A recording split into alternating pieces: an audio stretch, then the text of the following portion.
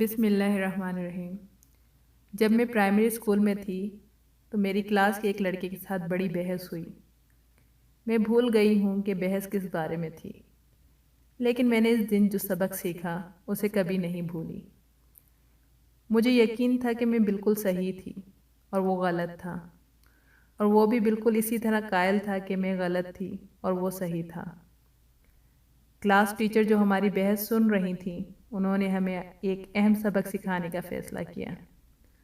وہ ہمیں اپنے ساتھ اسٹاف روم میں لے گئیں اور اپنی میز کے ایک طرف اسے اور دوسری طرف مجھے بٹھایا۔ اس میز کے وسط میں ایک بڑی گول چیز تھی۔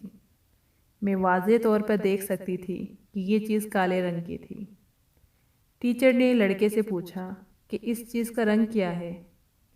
سفید، اس نے جواب دیا۔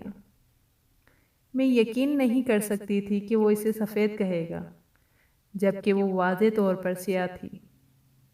میرے ہم جماعت اور میرے درمیان ایک اور بحث شروع ہوئی۔ اس بار اعتراض رنگ کے بارے میں تھا۔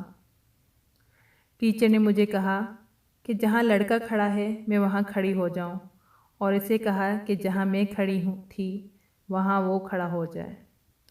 ہم نے جگہیں بدلیں، اور اب ٹیچر نے مجھ سے پوچھا کہ اس چیز کا رنگ کیا ہے۔ مجھے جواب دینا پڑا، سفید۔ یہ ایک ایسی چیز تھی جس کے دو مختلف رنگ تھے۔ لڑکے کے نقطہ نظر سے یہ سفید تھی اور میری طرف سے یہ کالی تھی۔ بعض اوقات ہمیں دوسرے شخص کے نقطہ نظر کو صحیح معنوں میں سمجھنے کے لیے اس مسئلے کو اس کے نقطہ نظر سے دیکھنے کی ضرورت ہوتی ہے۔